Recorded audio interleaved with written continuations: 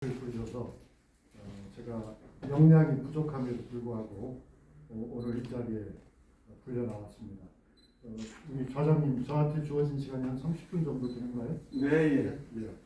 알겠습니다. 그러면 30분 안에, 딱 30분 안에 제가 준비해온 내용을 좀 압축해서 말씀드리도록 하겠습니다.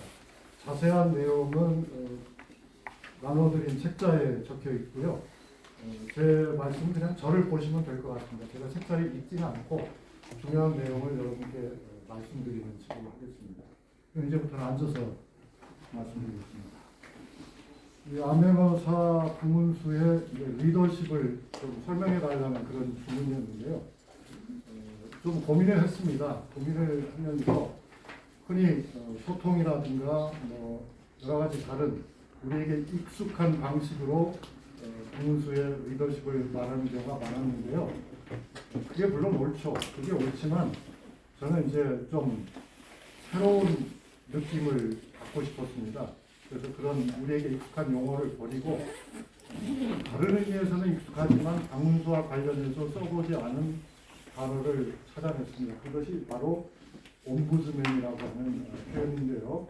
옴부즈맨이 무엇인가는 이제 되게 알고 계시기 때문에 나중에 필요할 때 잠깐 말씀드리고 하고, 우선 박문수 하면은 어떤 느낌이 드십니까? 저는 이렇게 생각합니다. 박문수는 공권력으로부터 백성, 오늘날로 하면 시민이겠죠. 백성의 이익을 보호하기 위해서 애를 쓴 분이다. 그래서 이제 이분은 특징적으로는 조정을 혁신하는 데 기여했다는 거죠. 즉 개혁에 힘을 가했고요. 그리고 이제 서민 대중의 이익을 대변하는 데 무엇보다도 크게 기여했다. 그 점은 아마 사람들이 잊지 못하는 것 같습니다. 그런데 이 인물이 그렇게 딱딱하고 재미없는 그런 정형적인 말하자면 그 꼴통 선비 모습이 아니고 매우 기지가 있고 용기가 있는 인물이어서 더 역사 속에서 크게 호평을 받은 것으로 그렇게 조사했습니다. 그래서 마치 이 박문수 도칭은 빼고 얘기하겠습니다. 박문수에 관한 역사적 인물이니까요. 박문수에 관한 공부를 하다 보면 그의 일가족 5대조인 백사 이항복과 닮은 꼴이라 하는 그런 느낌을 받았습니다. 이제 그것은 저 혼자의 생각은 아니고요. 당대의 평가를 들어보면 당대의 평가는 이제 영조실록에 나와 있죠. 졸기라고 인물이 훌륭한 인물이 돌아가시면 그분의 업적을 요약한 내용이 간단하게 실리는데요. 거기 5가지 조항이 언급이 되어 있더라고요. 첫째 얘기는 박문수는 영조와 인연이 깊다. 그게 이제 나와 있어요. 영조가 왕이 되기 전부터 관계가 있었다. 스승과 제자로서. 박문수가 스승이었죠. 그 다음에 이제 두 번째로는 박문수는 영조를 위기에서 구했다 하는 이야기가 나옵니다. 그것이 바로 이제 영조 초년에 있었던 1728년 영조 4년 무신난이죠. 무신난 때 박문수가 기지를 발휘해가지고 난을 재빨리 진압하는데 크게 기여했다는 것이 이제 언급이 되고요. 세 번째로는 민생 문제에 정통했다라고 나옵니다. 그래서 구체적으로는 병조와 호조에 관해서 아주 탁월한 인물이었다 하는 점. 이게 아마 오늘 우리가 이야기할 때 제일 중요한 부분인 것 같습니다. 그 다음에 이제 네 번째로는 바로 그 졸기에 나오는 박문수의 말하자면 인물평에 나오는 규절이 뭐냐면 유머러스하고 재미있는 대신이었다는 얘기입니다. 이거는 아마 여러분이 조선시대의 대신으로 사망한 이가 뭐 수천 명이겠죠. 수천 명이지만 재미있는 사람이었다, 웃기는 사람이었다 이렇게 나온 경우는 아마 10명 이내일 것으로 봅니다. 특히 조선 후기에는 18세기 이후에는 아마 박문수 외에는 이런 평을 받는 사람이 단 한 명도 없었을 거라고 봅니다. 아무튼 굉장히 재미있는 캐릭터라는 것이죠. 그 다음에 이제 5번째로 언급되는 것은 그렇지만 꼴통 소론이었다 하는 약간 비판적인 이야기가 나옵니다. 그것은 이제 그 평가에 우리가 좌우될 것은 아니고 어쨌든 그 당대가 그가 생존하던 시기가 아직 당쟁으로 다들 어려움을 겪던 시기였기 때문에 이런 편이 붙은 것 같습니다. 한마디로 말씀드리면 아직 지금 본론을 말씀드린 것이 아니고 서론을 제가 꺼내고 있는 건데요. 박문수는 한마디로 말하면 우리 역사상 최고 암행어사죠. 최고의 암행어사. 그가 이제 실제로 암행어사 노릇을 한 것은 한 번입니다. 경상도의 영조 3년에 암행어사로 갔고요. 그리고 몇 년 후에 충청도에도 어사로 갔습니다만 그건 암행어사는 아니었던 것 같습니다. 그건 어사죠. 어사와 암행어사는 좀 다르죠. 그러니까 어사라고 하는 것은 여러분이 잘 아시는 바와 같이 특정 사안을 조사하고 특정 사안을 정리하기 위해서 임금님이 내려보낸 신하는 전부 어사입니다. 그 어사는 굉장히 많습니다. 그런데 이제 그 어사들 가운데서 일부는 임금님이 특별히 암행하라, 행적을 노출시키지 말고 돌아다녀라, 특별히 중요한 사안이기 때문에 은밀하게 처리할 때는 그렇습니다. 그래서 이제 그걸 한자로는 보통 수의라고 하는 말을 쓰죠. 수의어사 또는 수어사라는 표현을 쓰는데요. 그런데 이제 원체 경상도에서 박문수가 엄청난 업적을 남겼기 때문에 그 설화가 각색이 되어가지고 전국 각지에 마치 박문수가 어사로 온 것처럼 그렇게 되어 있습니다. 제주도에서부터 함경도까지 하나도 빠뜨림없이 다 나옵니다. 이게 참 대단한 인물이라는 걸 알 수 있죠. 이 이제 박문수의 가문과 경력은 여러분이 되게 다 아시지만 소론 가문이고요. 친가도 훌륭하지만 친가보다는 외가가 훨씬 더 명망이 있었습니다.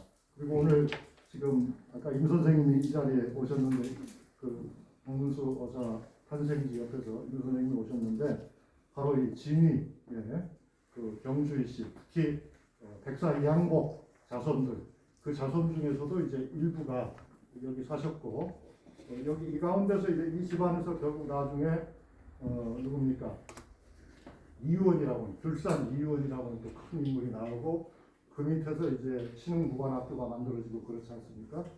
저는 사실 개인적으로는 그 들산 이유원이라고는 저는 개인적으로는 굉장히 깊은 인연이 있습니다. 제 6대조가 돌아가셨을 때 들산 이유원 선생이 고문을 하는 시를 보내셨고 또 제 5대조하고는 매우 친해서 따로 글을 주신 것도 있어서 개인적으로 그런데 아무튼 그런 사감과는 절대 무관하게 하여튼 그 외가가 대단한 집안이었고 거기서 이 박문수가 태어나서 어린 시절을 보냈고 끝까지 그 인연을 잊지 못했던 것이 대단한 일이죠. 그래서 이제 여러 벼슬을 했고요. 그러나 정승을 하지는 못했습니다. 우참창에 일을 얻고 나중에 이제 영의종으로 뭐라고 하나요? 추증이 됐죠. 그런데 이 암행어사 박문수의 인기는 그러니까 다른 벼슬을 다 했음에도 불구하고 세상은 그를 암행어사로 기억한다는 거죠. 실제 암행어사는 한 번이었지만 이게 얼마나 인상적이었는지 정말 이거는 어마어마한 일입니다. 지금 현재 우리나라의 구비문학 대계라고 하는 것이 있습니다. 부전선언을 다 모은 것인데요. 전국 각지의 것을 1960년대부터 2010년대까지 모았는데 그걸 제가 조사를 해봤습니다. 조사를 했더니 박문수가 241건이 나옵니다. 전국에 걸쳐서 그 241건을 한번 다 읽어봤습니다. 다 읽어봤는데 어사 박문수에 대해서는 부정적인 말이 241건 중에 한 건도 없어요. 한 건도 없어요. 그러니까 이거는 정말 무지무지한 인기입니다. 그래서 이걸 한마디로 요약하면은 서민 대중의 친구이자 스승이다. 박문수는 서민 대중의 친구이자 스승이다. 그게 사실 핵심적인 것 같아요. 오늘 다 아시는 얘기지만. 그래서 그걸 다른 말로 표현하면 모든 문제 해결사 박문수다 하는 것이었습니다. 실제로 박문수가 모든 문제 해결사였을까요? 그럴 수는 없을 겁니다. 실제로는 그럴 수가 없겠죠. 그럴 수는 없겠지만 민중의 뇌리에는 그렇게 각인이 되어 있다. 그러니까 지금 박문수는 시간과 공간을 초월해서 어마어마한 인기를 누린 인물이어서 이것은 결국 그의 리더십의 결과가 아닌가 그렇게 생각합니다. 그의 문제 해결 능력이 많은 사람들의 공감을 샀기 때문에 그런 것이 아닐까. 그래서 오늘 저는 제가 여러분께 나눠드린 글에서는 5가지를 언급하고 있어요. 하나는 어사 박문수의 활약에는 특별한 방법이 있었다. 아주 특별한 방법이 있어서 그 특별한 방법 좀 이따 말씀드리기로 하고요. 그거 하나 있고, 두 번째로는 이 동은수가 영조와 사도세자에게는 참으로 충신이었다 하는 이야기가 또 중요한 얘기고요. 그 다음에 세 번째로는 그래도 뭐니 뭐니 해도 박문수의 진가는 인생 문제를 해결하는 데 있었다. 이게 이제 핵심적인 거겠죠. 그 다음에 네 번째로는 그런 박문수에게도 사실 정치적 위기가 몇 차례 있었다. 다행히 잘 넘어갔습니다만 그런 위기가 있었다 하는 이야기를 하고요. 다섯 번째 이제 결론적으로 박문수라고 하는 사람은 정말 아이디어도 특출나고 용기도 대단한 인물이었다 하는 것입니다. 절대로 저는 이 자리에서 오늘 이 자리가 그 암행어사 박문수 문화관이라고 해서 박문수에게 아부를 하거나 그를 미화하거나 그럴 뜻은 눈꽃만큼도 없습니다. 그래서 저는 한 사람의 역사가로서 정직하게 제가 읽은 자료들을 비판적으로 살펴봤지만 그런데도 불구하고 이런 이야기를 하는 것이 온당하다 그렇게 생각해서 하는 것이지 결코 다른 뜻으로 박문수에게 잘 보이려고 하는 건 아닙니다. 그건 절대로 아닙니다. 여러분도 그걸 원치는 않으실 것 같고요. 그런데 이제 시간 관계상 그 다섯 가지 말씀을 구구절절 다 말씀드릴 수는 없고요. 이제부터 약 15분에 걸쳐서 제가 여러분께 글로 드린, 글도 매우 부족한 글입니다만 좀 더 다듬어야 될 글을 드립니다만 그 중에서 이제 첫 번째 이야기하고 세 번째 이야기만 좀 자세히 하려고 합니다. 왜냐하면 그게 아무래도 핵심일 것 같아서요. 두 번째, 네 번째는 그냥 넘어가기로 하겠습니다. 첫 번째 얘기에서 보면은 박문수가 이제 암행어사로서 어떤 특별한 방법이 있었는가 이게 박문수를 이해하는데 굉장히 중요한 부분이라고 생각하는데요. 박문수의 인기를 아는데 정말 중요한데 박문수가 문제를 해결하는 방식을 제가 사료를 가지고 분석을 해보니까 세 가지 방식이었습니다. 첫째로는 뭐냐면 일단 가는 곳마다 그 지역에서 제일 학식이 많은 선비를 만나서 의견을 청취했습니다.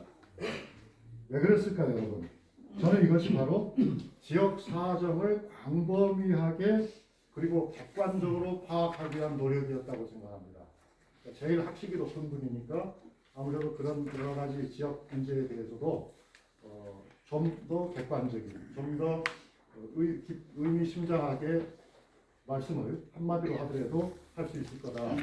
그렇게 해서 이제 현안을 객관적으로 파악하고요.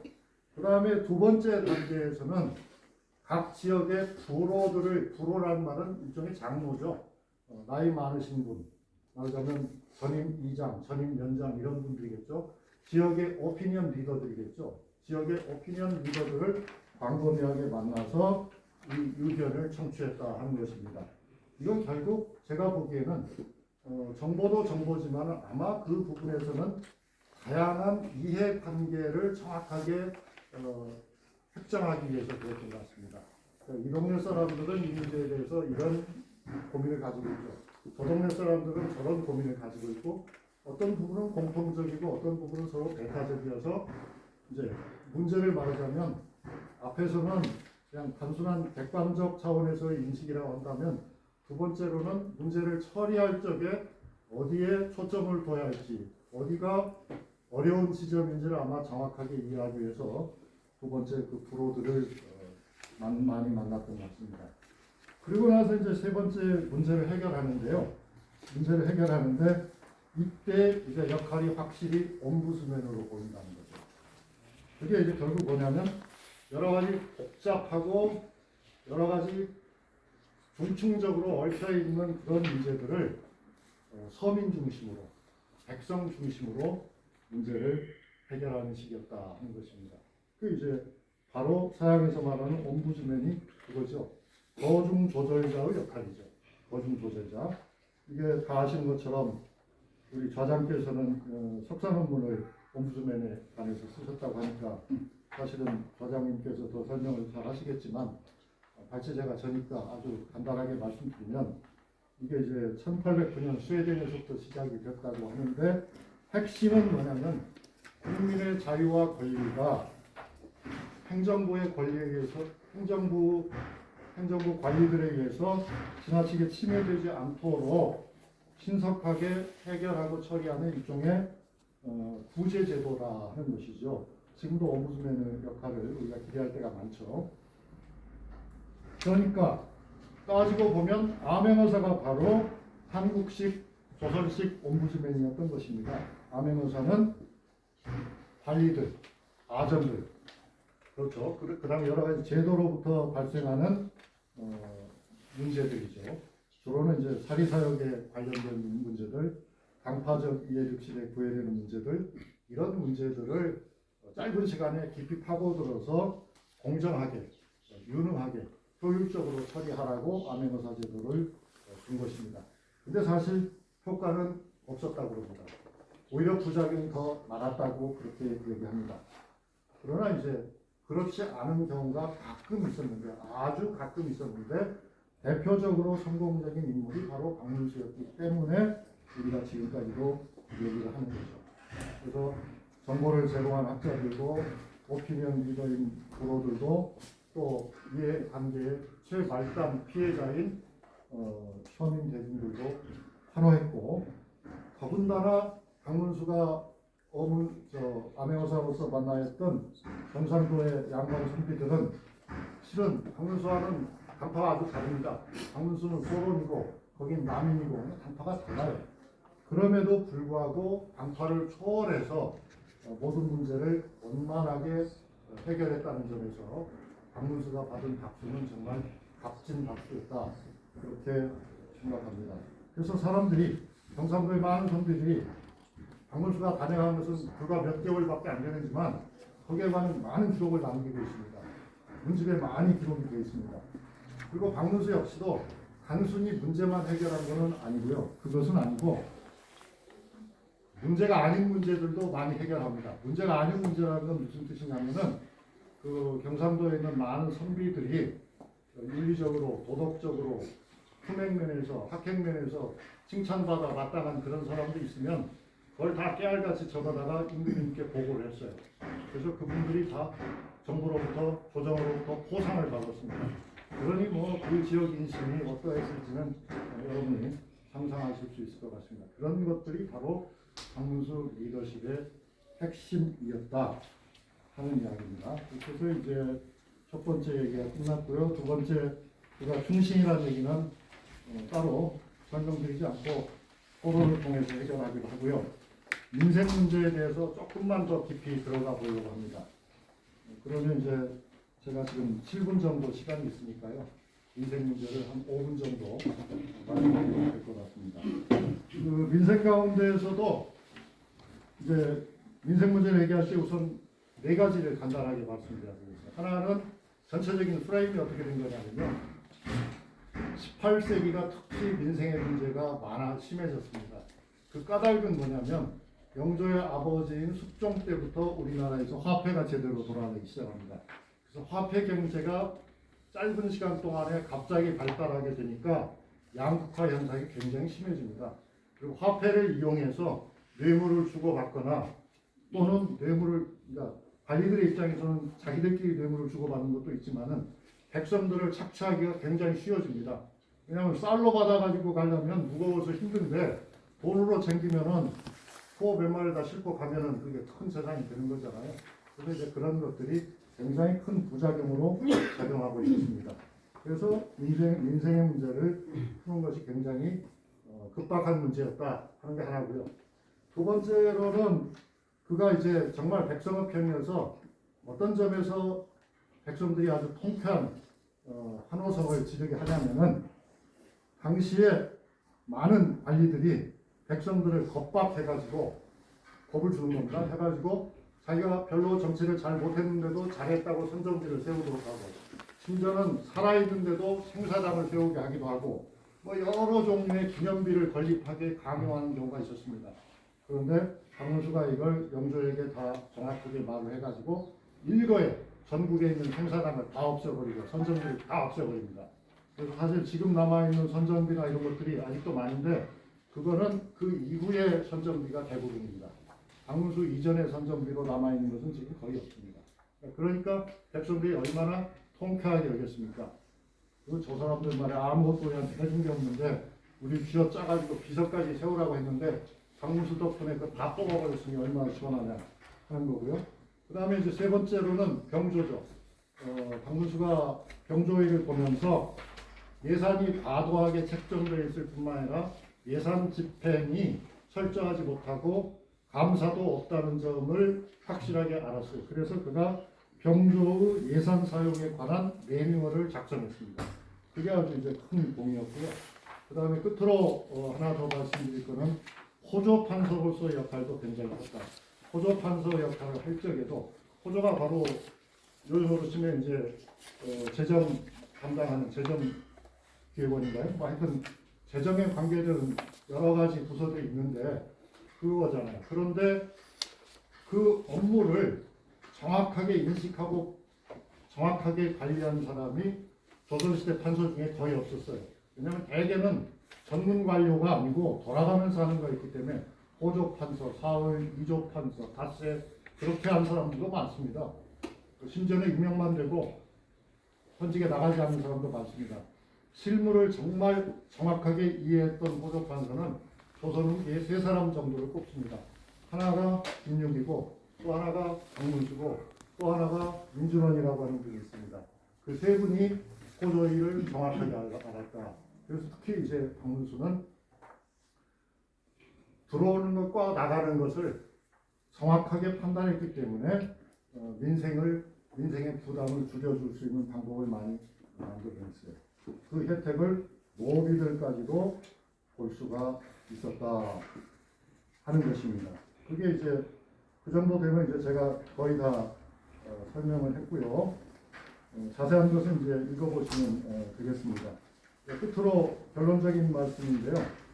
사실 이렇게까지 박문수가 할 수 있었던 것은 여러 가지 요인이 있겠습니다만 타고난 기질부터가 좀 남달랐던 것 같습니다. 그래서 아주 어렸을 때부터 꾀가 많고 배짱이 도둑하고 그랬대요. 그래서 이제 여러 가지 일화가 전해오는데 시간이 넉넉하면 그 일화도 천천히 하겠습니다만 시간이 별로 없으니까 그냥 간단하게 하나만 말씀드리면 외삼촌한테 글을 배우는데 외사촌하고 같이 배웠어요. 그 외사촌이 바로 영의정을 지낸 이종성이라는 분입니다. 아까 말씀드린 불산 이의원의 증조 할아버지죠. 그런데 둘이 같이 글을 배우는데 둘이서 말하자면 짜고서 외삼촌을 속여먹기가 일쑤였답니다. 외삼촌이 여기 앉아가지고 너 그거 외워봐라 하면 앞에 이제 사촌 형제 중에 한 사람이 앉아있잖아요.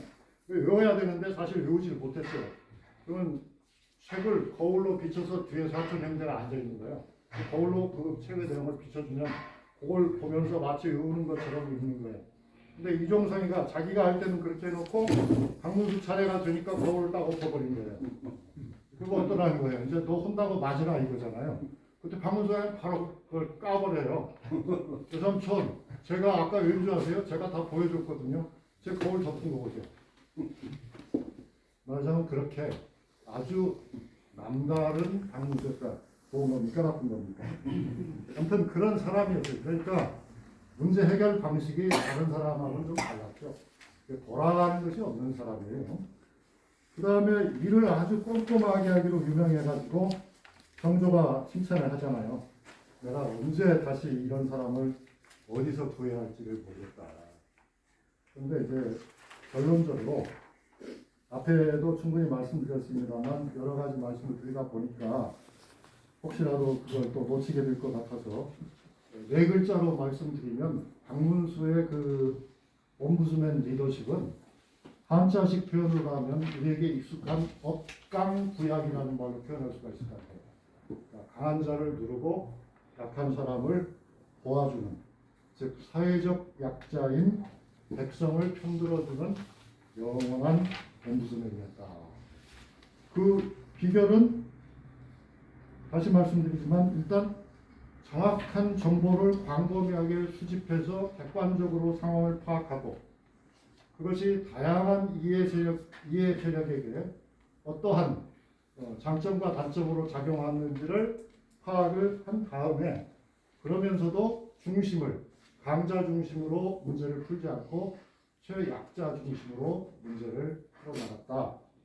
그게 이제 바로 장문수 리더십의 가장 중요한 점이 아니었나 그렇게 생각합니다. 오늘 제가 이렇게 말씀드린 것은 제가 위탁을 받은 유촉을 받은 주제가 리더십에 관한 것이었기 때문에 거기에 국한해서 말씀드린 거고요. 사실 토론자들이 저에게 요구하신 많은 것들을 읽어보니까 이따가 또 말씀드릴 기회가 있겠습니다만 다 가당한 요구고요. 그걸 다 하나씩 받아서 하기로 하면 두꺼운 책을 한 권 써야 할 것이지 리더십에 관한 조그마한 글로는 도저히 해결이 안 되는 문제라는 점도 양해해 주실 줄 믿습니다. 대단히 감사합니다.